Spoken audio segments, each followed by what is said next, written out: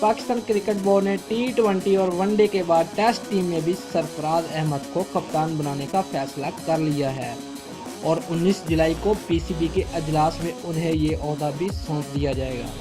इसी साल West Indies test series के बाद यूनुस खान और मिसबाह उल हक ने रिटायरमेंट का ऐलान कर दिया था।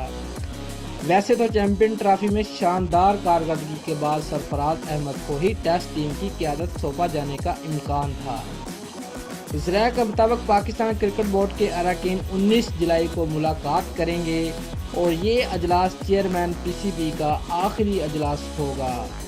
चेयरमैन पीसीबी शहरयार खान की मुद्दत ख़त्म होने से पहले ही सरफराज अहमद को ये ओहदा सौंप दिया जाएगा। चेयरमैन पीसीबी इस बात का पहले ही इशारा दे चुके थे कि टेस्ट टीम का कप्तान सरफराज अहमद को ही बनाया जाएगा। मिसबाह उल हक और यूनुस खान ने भी यही कहा है कि इस वक्त सरफराज अहमद ही है जो टीम की क़यादत संभाल सकता है।